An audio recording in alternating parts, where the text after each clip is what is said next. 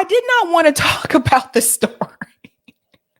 The next story we're getting into, I did not want to discuss this interview with Krystal Ball and RFK Jr. because by the time it came around for me to stream, which was on Thursday, I felt like everybody had already covered it. I know Jimmy covered it. My comrades RBN covered it. Heartland's Media covered it. Due Dissidence covered it. Like, I was like, I don't feel like there's really anything else that I can say that's going to add to the discussion.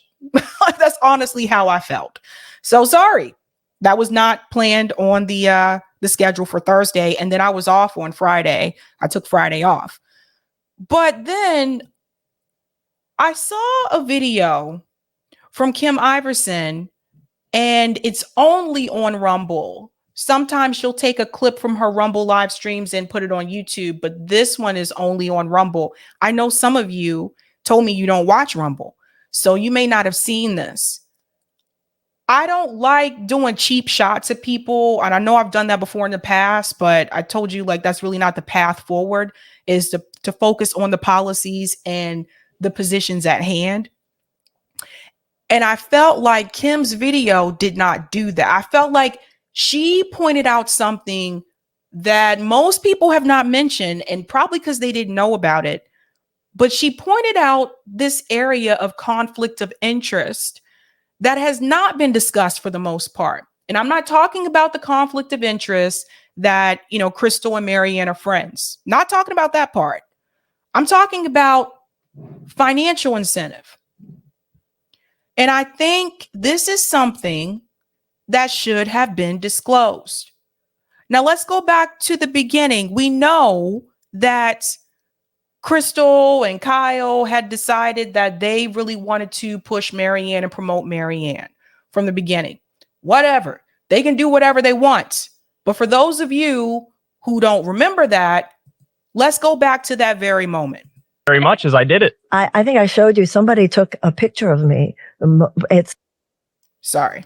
So entertain me here for a moment. I'm going to try to convince you that you should run for president. I've heard you say that before. Okay. Well, I did a whole segment on it, and I enjoyed it very much as I did it. I think I should. So that part right there, I'm going to try to convince you to run for president. She said, I know you did a whole segment on it. So he had already spoken about it before he even said this to her on camera. So it's very obvious that they decided to choose Marianne Williamson to run in the sort of progressive slot this time around. Obviously, Bernie was not going to do this again. I mean, do you really want to see Bernie run again, like 3 times, a third time? Like, I think it would just been ridiculous. But I think this is what a lot of people are focusing on. A lot of people are focusing on their friends with her. So obviously, when Krystal interviews RFK Jr., she's not going to be as fair to him as she would to Marianne. That's the obvious part, I think, though. I think that's the obvious part. We'll continue a little bit more on this clip, and then we're gonna dive in a little bit deeper. There's 2 things that we're going to discuss. We're going to discuss the financial incentive that came from supporting and pushing the lockdowns. I'll be careful I talk about this on here.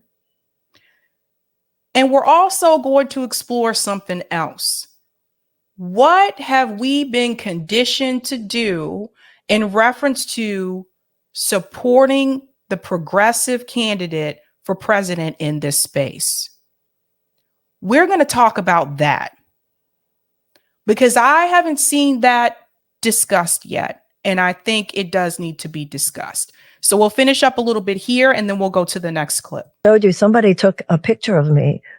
It's so interesting. I showed you that picture when I was watching you doing that, and I couldn't believe it. I cannot thank you enough for that. Well, here, so let me make my case for those who haven't seen it, because I actually think it's important. So you look at Bernie Sanders in 2016 and you look at Bernie Sanders in 2020, and he definitely sparked something. He sort of awakened a generation. He ushered in this new wave of a New Deal kind of politics that reminded people that this is possible. We don't have to always be permanently stuck in the Bill Clinton model or the Barack Obama model. There's something better out there. And it really got a lot of people involved in politics. Now, after 2020, you look at the way everything unfolded, and I could sit here all day and do the sour grapes thing, and I could give everybody the 1,000,001 rationalizations as to why Bernie went down. 2016, the DNC was involved. There was definitely some fuckery behind the scenes, to say the very least. 2020, I like to call it Bloody Monday, when you had Mayor Pete and Amy Klobuchar. They all dropped out on the same day, endorsed Bernie, endorsed happened. endorsed Biden, and the media also went in and really went for the jugular and compared him to Fidel Castro, and you want the U.S. to be like Cuba. So I could do that all day. But when I look back at it now, he sparked something. It's very important, but now the torch needs to be passed. And the question is, to who? For as much as I love Bernie, he does have some blind spots, in my opinion. One of those blind spots is that he's been in Washington, D.C. since roughly 1784. And when you're in D.C. that long, even with the outsider credentials that he has, through osmosis, you sort of become part of that system. And so he thinks of Joe Biden first and foremost as my friend Joe Biden, even though I have these gentlemen's ideological disagreements with him. And that's the main problem too, is that it's not gentlemen's disagreements. You're talking about the Iraq war. That's a war crime. You're talking about the Patriot Act. You're talking about a plethora of policies which have honestly led to the downfall and the destruction of this country in many respects. The reason why I think you're the heir apparent is because you're not Bernie Sanders. You have agreements with him. And on many policy issues, you're the same, but you actually offer people something in a particularly nihilistic age and moment. You offer people something that's different than any other politician that I've ever seen. Now, look, Pause. Okay, something I want to add in here. Notice he said it's time to pass the torch. I agree that Bernie Sanders should not run a third time. But what I want you to notice is that they decided who the torch would be passed to. They did. Krystal and Kyle did. You see, I want to explain the difference. Before, when Bernie Sanders decided to run in 2016, that was Bernie Sanders' decision. Remember, originally he was going to try to challenge Obama. That didn't happen. I think he had a talking to. But that was Bernie's decision. That was something that he sought to do. And then there was left independent media channels that saw what Bernie was doing and was like, yeah, we need to support this guy. So they got on board for it. This time around, it's different because Marianne, based on what is said in this video, it sounds like she was recruited to run by media. That's different than before. So I think this is where there is this disconnect for some of us. It would have been one thing, I think, if Marianne said, you know what, I'm going to give this another go and like run at this or whatever. I still don't support the strategy anymore. I still wouldn't have been supported that. But she was selected. She was selected and everyone decided, okay, this time left independent media, this is the candidate that we are all going to get behind. Problem is, everybody wasn't willing to get behind Marianne. And this is before RFK Jr. announced. There were other larger left independent media channels. Sam Cedar came out publicly on Majority Report and said he does not support Marianne Williamson. Okay. When she had the interview on TYT, Jink and Anna didn't seem to be really feeling her like they were feeling Bernie Sanders. And then some of the other hosts that are on the panel, the leftist mafia, said they weren't feeling Marianne Williamson. So now you have a problem because this time around, everyone did not get on board with the progressive choice for president. Now, let's come out of this. And let's go to the next segment. Krystal and Kyle get married. I didn't talk about this wedding because a lot of people talked about it and I was just like, oh God. Krystal and Kyle get married. There are pictures that are posted. It is revealed that apparently Marianne Williamson officiated the wedding. Okay, let's put that to the side. Now let's walk over to the RFK Jr. interview. Now Krystal interviews RFK Jr. after the wedding that Marianne Williamson just officiated. Who do you think she's going to be more lenient with? Marianne Williamson, if she brings her back on for another interview, or RFK Jr.? Obviously, Marianne Williamson, because not just because that's her friend, but also she was selected. They selected her to run. So then we get to this point here with this interview with RFK Jr. And by the way, the interview I thought was going well up until this part. Up until this part. And this is where I felt like the interview was no longer fair. Let's get into it. So let me ask you about vaccines. This is an area where you and I have significant differences. And, you know, just to level with you on this, like a lot of what you say, I really respond to. I think you're a very genuine person, but the across the board, whether you want to call it vaccine skepticism or anti-vax advocacy, which has been a central part of what you've been up to for the past number of years. Is that true? What else has RFK Jr. been doing the past number of years? Doesn't he have like the Children's Defense Fund? He's an environmental lawyer. We'll get into that. I'm gonna show you what else RFK Jr. has been doing, which I think it should be given more attention to than how he feels about the jab. For me personally, it's an issue, and it's a real sort of red line. And I know I'm not alone in that, especially running in a Democratic primary. There are going to be other millions of people like me who have similar concerns. So how do you win them over? What's your message to people who think like I do? Well, but just tell me where you think I got it wrong. Well, I think you get it wrong when you draw a correlation between the rise of things like autism and the introduction of vaccines when there isn't hard scientific evidence tying those things together. How do you know? Let me ask you this. How do you know there's not a hard scientific evidence? Well, because the one major study that purported to show that was retracted, and the scientist who conducted it was, Now, what you're doing now, basically Krystal, fraudulently created. Listen, no. Hold on. You're But I don't want to get in a debate with you about this because you've spent your life pulling out this study and that. I will tell you. Let me just tell you. Hundreds and hundreds and hundreds. Let me just tell you. I'm not. I've listened to hours of interviews with you with an open mind, and I'm not persuaded. I don't believe the mind was open. Let's go back to what I just told you before we went to this clip. Marianne was selected. They selected her. So if you already selected the person to run that you have been promoting, did you really go into those interviews with an open mind? You see what I mean? Like, I don't think so.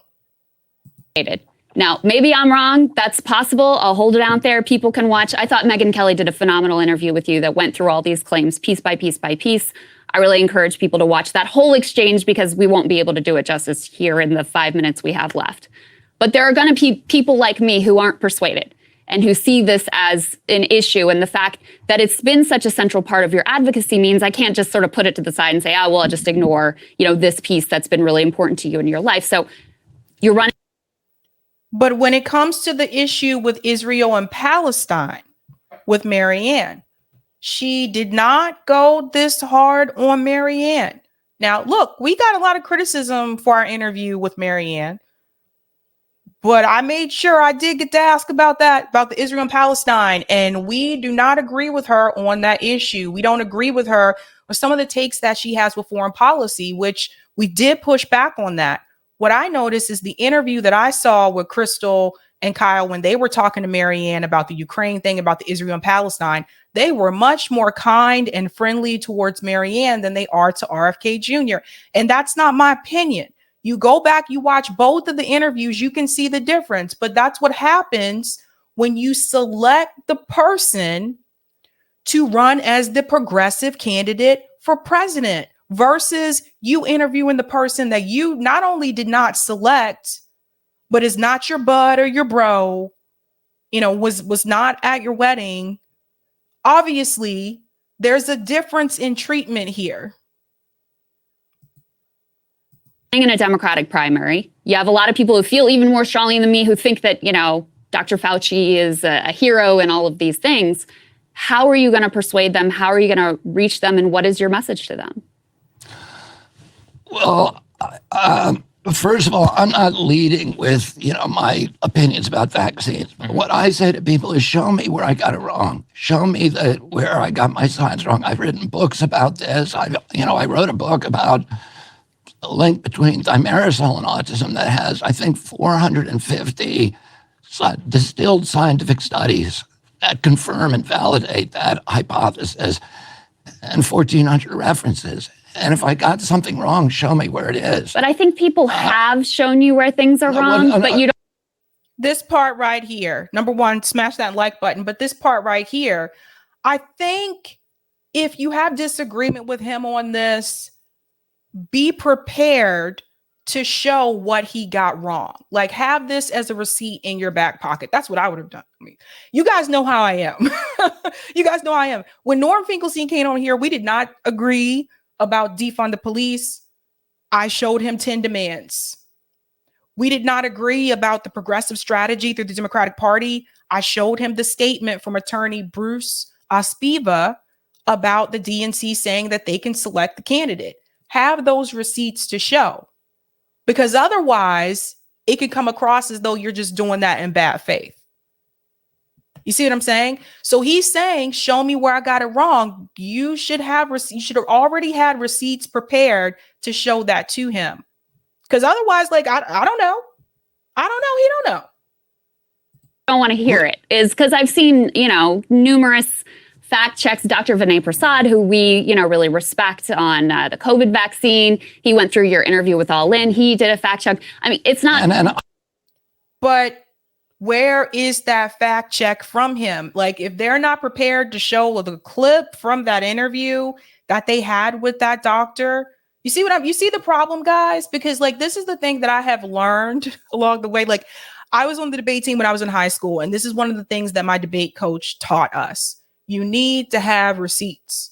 You can stand up there during Lincoln Douglas debate or during Congress debate, and you can say everything correctly. But if you don't have any type of receipts or evidence to back up what you're saying, then people are just like, yeah, I don't know. You didn't show me anything, so I don't know.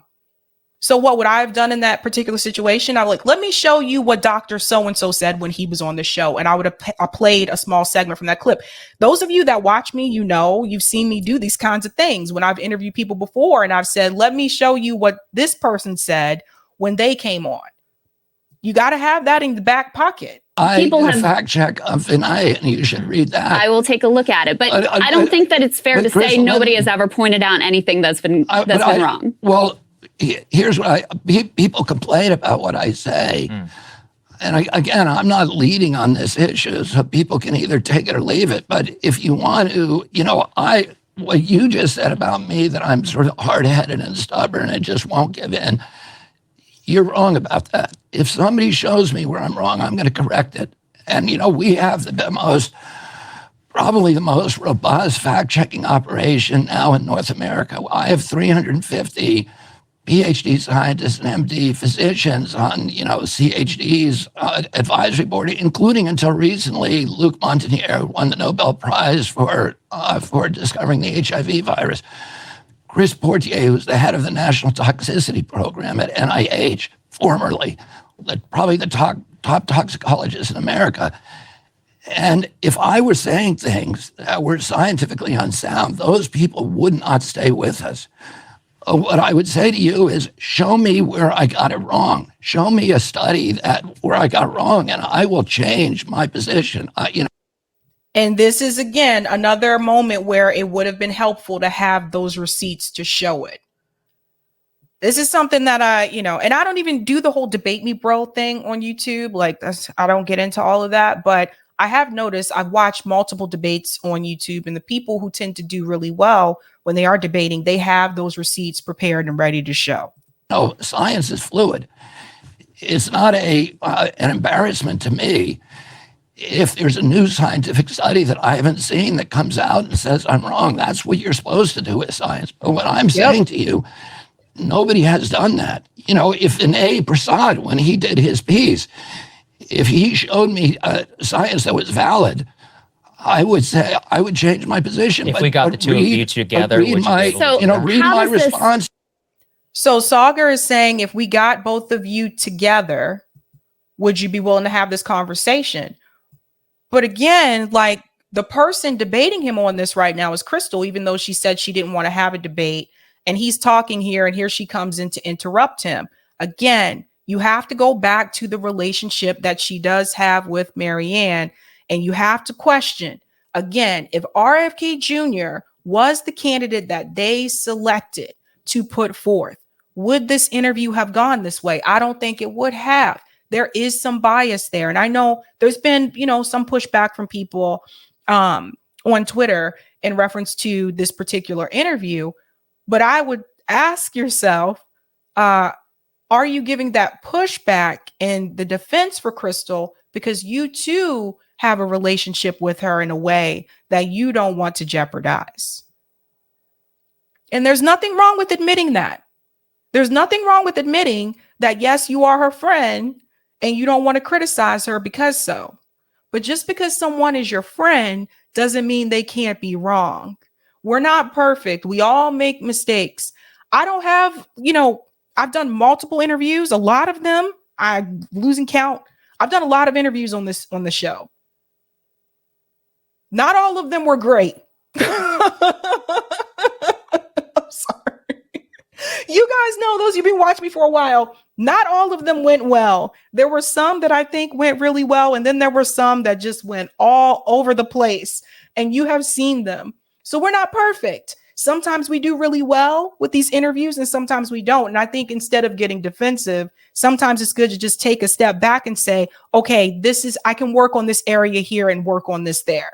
We don't need to let our egos get in the way, I think. So you say this isn't what you're leading with, but I just have to say, as someone who, is watching your candidacy closely and is aware of the advocacy you've been doing and, the organization that you are involved with, it's hard for me to believe this won't be an important part of how you govern. So I think that's the most important piece for people to get who. Okay, in reference to how he would govern, what is he going to do? Implement some type of policy or executive order that says people cannot get, jabs anymore? Is that what he's going to do? No, I don't think he would do that. We all have our own opinions about how we feel about science, etc.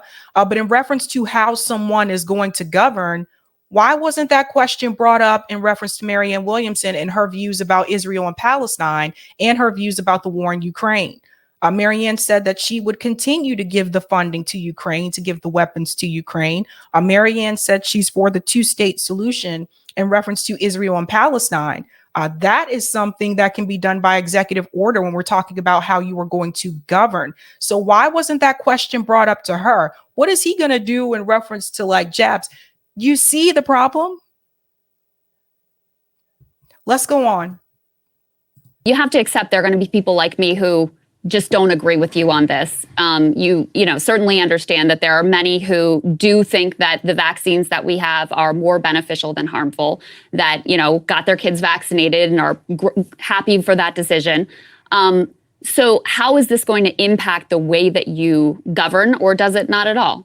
I mean, I'm going to govern according to, evidence-based medicine. That's So the way. let me give a specific question.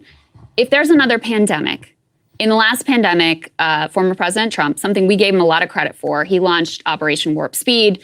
They had a whole of government approach. They used the mRNA technology that was developed using, U.S. taxpayer dollars to get a vaccine out to the population as quickly as possible. How would your approach have differed?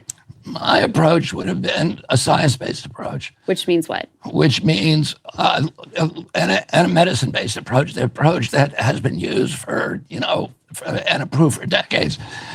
You look first at therapeutics that are off the shelf, and you look at the efficacy of those. I mean, what I would have done if I was in power then, I would have created an information grid, because now we have this internet that is supposed to benefit us and has become instead an instrument for, totalitarian control, but let's use it for something good. Let's link all 15 million doctors, frontline physicians all over the world, and find out what they're doing to treat this new respiratory virus, and find out what they're saying is working and not working, and then test that with science, and then turn it instantaneously into protocols and recommendations for other scientists. So would a vaccine development be part of that or not? So there's the interrupting again. And it was hard for me to watch this. I told you guys this before. I have a hard time watching interviews where people constantly interrupt the person who's being interviewed. This is why, like with Hannity, same thing. I'm like, dude, why don't you let these people answer the questions? So then here is where it becomes more combative. And the thing is, you asked him a question, let him finish answering the question. Now, I'm not here to tell you to be an RFK Jr. stan. I've had plenty of criticisms about him as well that we've talked about on this show, as I've had criticisms about Marianne. But the thing is this, you need to treat both of them fairly if you're bringing them on. And one of the things that people pointed out, and there was a lot of people pointed out on social media, they were not treated fairly. And people see it. And it's not a good look. You come straight from the wedding that Marianne just officiated, and then you interview RFK Jr. And I feel like this was a smear job done against him in a way. I felt like some of the talking points that were used in this particular segment were some of the same talking points I heard from mainstream media. And the only way that you would repeat those same talking points is, one, you want people to not support him and to support the candidate that you selected to run as a part of this. Or two, you're trying to make it so that he decreases in the polls. Remember, he's ahead of Marianne in the polls right now. So that's not good. And I just didn't think that this was fair. Well, I don't think the vaccine worked. I think, if you think it worked, then try to explain to me the countries that were unvaccinated did much better than our. Many of those countries, because there are a lot of different factors in various countries. So a lot of those countries. So she cuts him off again. And this was really bothersome to me. I don't want to go too much deeper into this interview because I know you guys have probably already seen this on multiple other shows, but it was kind of annoying. But here's the problem. The first point I want to bring up that I don't think has been mentioned. Some point or another, we became conditioned in this space to support the candidate that left independent media tells us to support. There was no other way. It was like Bernie ran 2016, left independent media told you we're going to support and back Bernie Sanders. All the channels got on board for that. That's what you were supposed to do. 2020 comes around. Bernie Sanders is running again. This time you have Elizabeth Warren, who claims to be progressive. I could have told you about Elizabeth Warren. She's my representative. I live in Massachusetts. I could have told you she wasn't progressive. But with the exception of some of the hosts over at TYT, for the most part, again, everybody for the most part got on board with Bernie Sanders. I think Jimmy supported Tulsi, and Nico decided to support Tulsi that second time around. But for the most part, everybody said, let's get on board and support Bernie Sanders again. Here's the problem. That same formula was used again this time around. This is the candidate. Marianne Williamson is going to be the progressive candidate. And everybody, we're all going to get on board and support Marianne Williamson, right? That didn't happen this time. Now, why didn't it happen? Couple of things. Some people were done with the Bernie movement. That's me. Some people left this space and said, forget it. We're not going to try the strategy again. The DNC cheats. And then some people didn't like the fact that Marianne was the person that was selected because she's not as strong of a candidate as Bernie. Let's just be real. And people just weren't excited about her also because of that reason and because Bernie lost twice in a row. So there was those issues as well.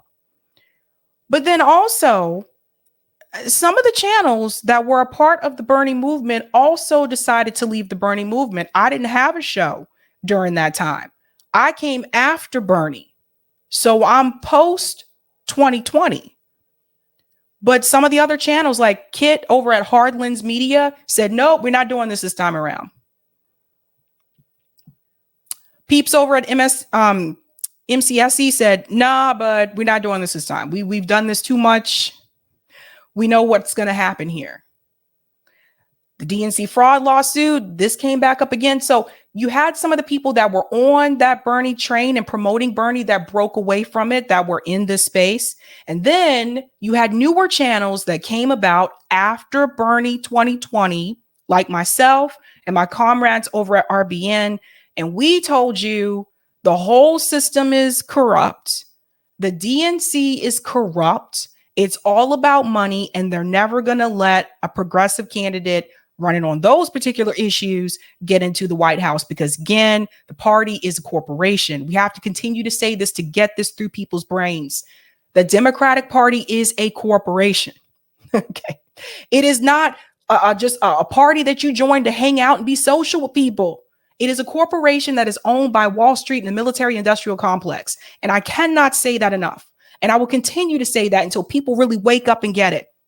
And what we said to you is that if you're going to go through all of this trouble fighting the DNC, just to even get a chance to get your face up there and promote it and be on the debate stage, then you might as well take that time and energy and build a third party movement on one side and do mutual aid and direct action on the other side. We could have done this already. We could have started this after Bernie 2016. We could already had the third party movement. You see what I'm saying? But here's the problem. For those that were part of the Bernie wave and left independent media, what I just told you to do is not as profitable.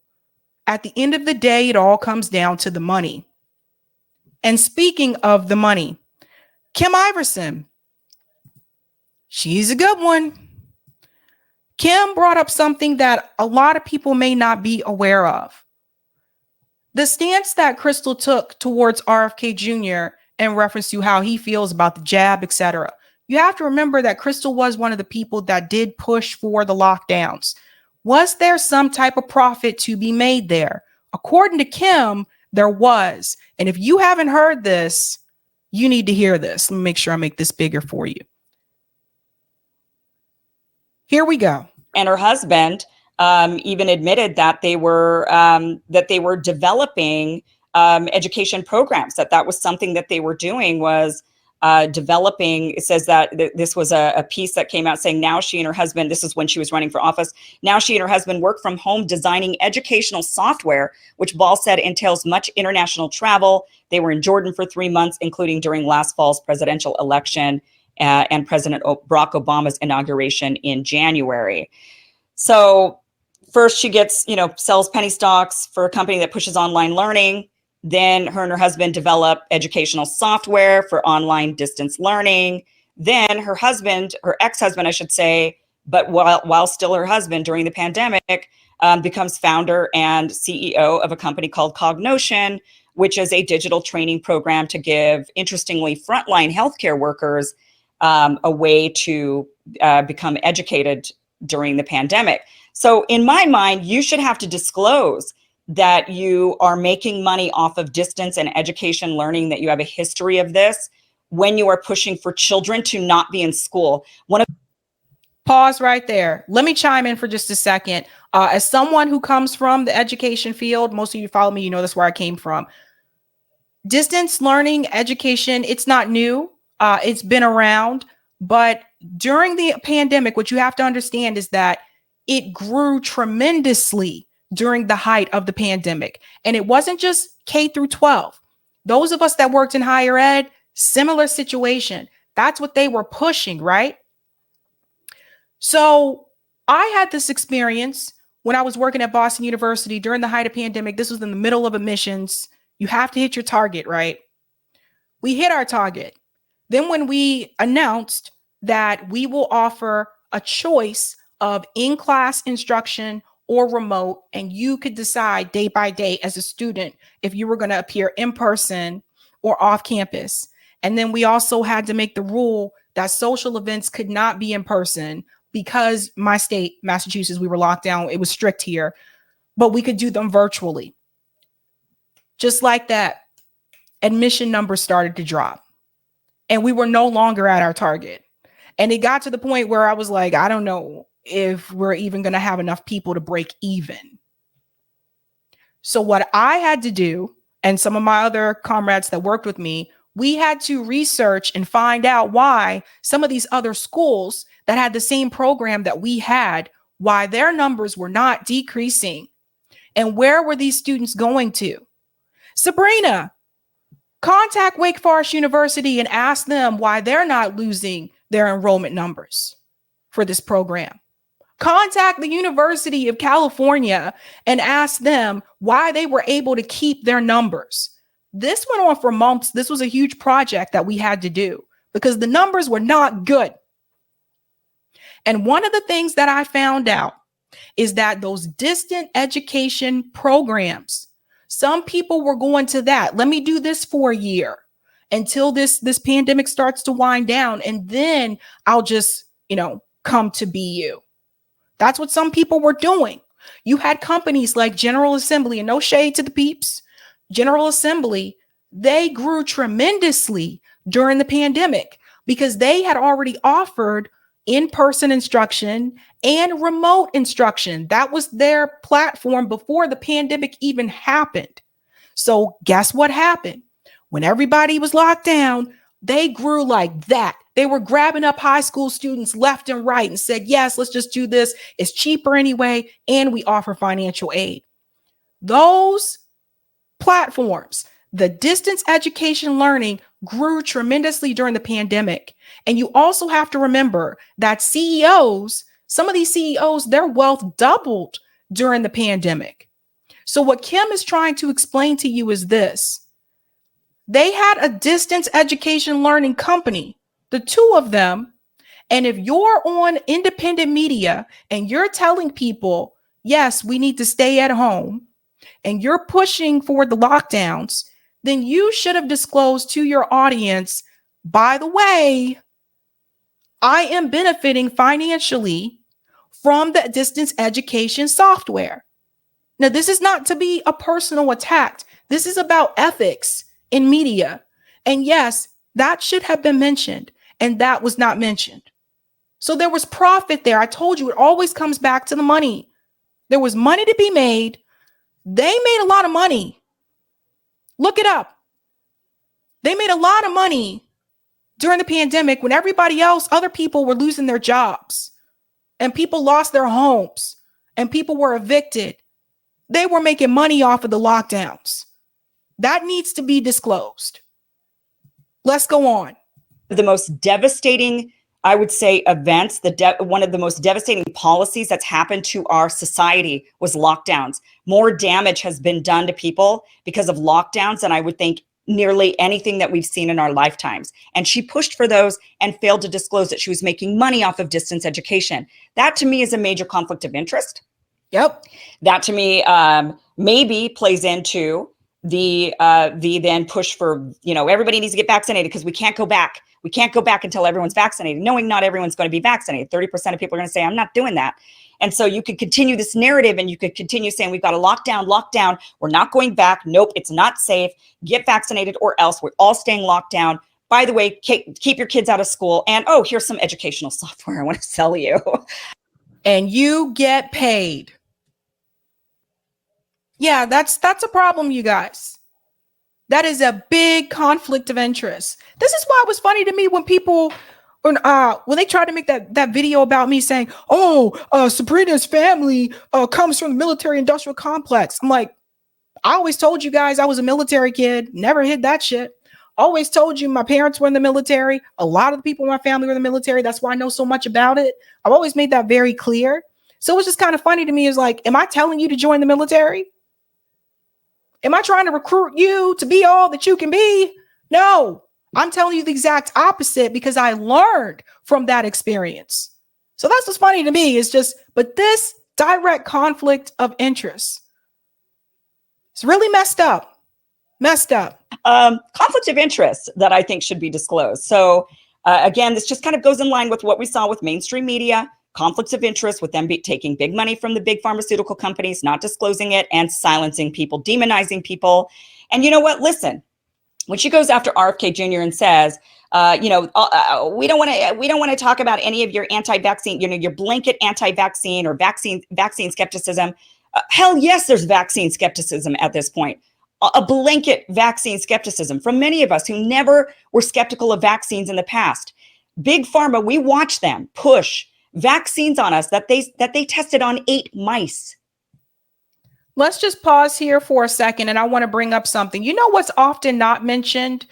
It seemed like there was more anger towards RFK Jr. because of his position, right? But where's that same anger towards the pharmaceutical companies who made bank? Where's that same anger? You know how many businesses closed here in Massachusetts during the lockdowns? Permanently, had to close permanently because we were shut down for so long. By the time they said you can get back up and running, they didn't have the money to do it. They have to pay rent on the property. You don't own it. City owns it. So these are the things that people really need to understand and they really need to hear. If you didn't experience that, then good for you.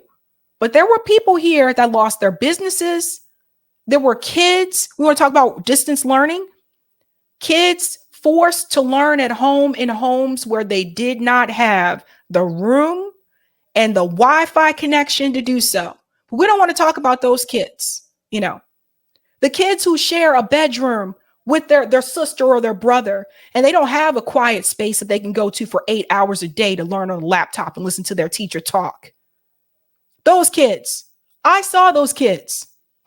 I advised those kids that didn't have broadband, that were constantly dropping in and out of virtual learning not because their fault, but because they live in an area that just does not have broadband.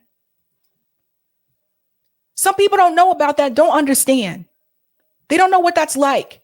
So you force those kids at home, the kids who had parents that work 2 jobs, where the mom is a single mom and she's working 2 jobs, and the 8-year-old is expected to get theirself up in the morning and sit at the computer all day with no supervision. The kids that they did not think about, the ones who actually the only time they get to eat that day is when they get that free breakfast and that free lunch at school. You see, a lot of people the wealthy people, they didn't think about that. Governor Baker didn't think about that. Student performance decreased during the lockdowns. Did you know that? The performance decreased. It didn't get better. This is why this part of the problem, the people who are making the decisions, the people who are making the calls, oftentimes are people in a position of power that are coming from generational wealth, that are coming from a place where they don't have to worry about the inconveniences that I just told you about because they are privileged. Is that progressive or is that liberal? Think about the speech that you heard from Malcolm X at the very beginning of the stream. The liberals. Let's go on a little bit more here. And they had no problem pushing that on us. We watched them push vaccines on young men, push for mandates on vaccines on young men, knowing that it was going to cause heart inflammation. So yeah, I would think there's maybe a possibility that they would push vaccines on kids that maybe cause other issues. I would like to see the data on that. I don't know. I haven't researched it, but I'm open to that idea. I'm open to the idea that, interestingly, big pharma would, oh my gosh, surprise, surprise, push pharmaceuticals on us, push pharmaceuticals on our children that are not helpful, but in fact, proven to be harmful. I have reason to believe that. Because I think Kim has really good points here. And for me, it's just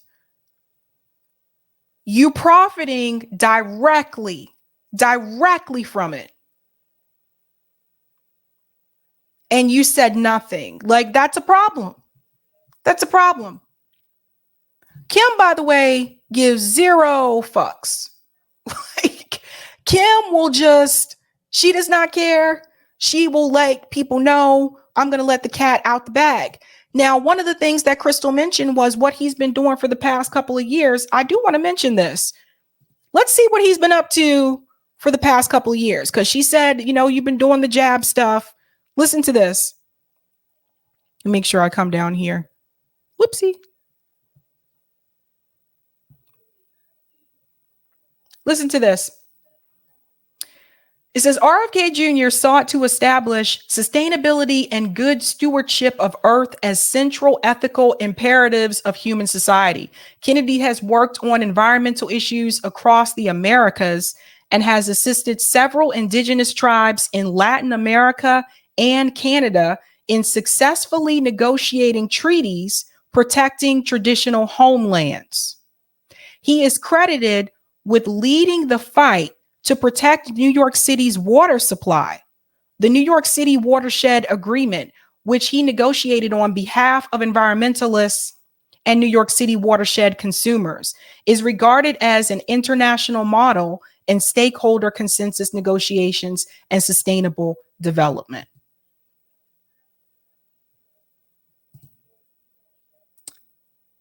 That's something that he's been up to for the past couple of years. So I think if you only bring up the point about his stance, like on the jab or whatever, that's what he's been up to the past couple of years, I think you really need to bring up the other points as well. Again, I'm not here to tell you to support either one of them, Marianne or RFK Jr., but I will say I've been critical of both of them. And that's my take on that. I think Kim has a strong point when she says that information should be disclosed. If that's the message you're pushing, I 100% agree.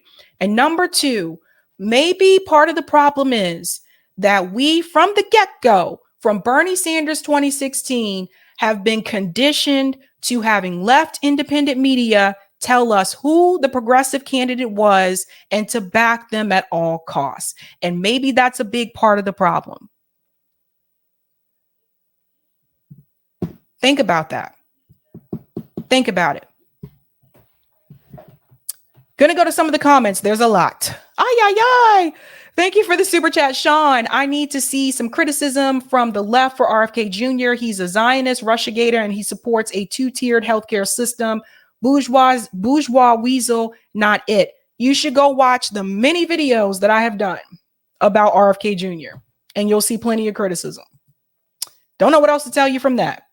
Thank you for the super chat social or super sticker.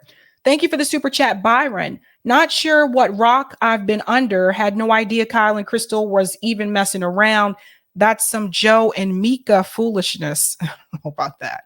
I ain't getting into all of that jazz, but it's just, we talking about the ethics here. And thank you for the super chat social. Kyle Kalinske and Krystal Ball are and were always Democrats. Thank you for the super chat, Mary Ebony Collins. Then what was the point of asking the question?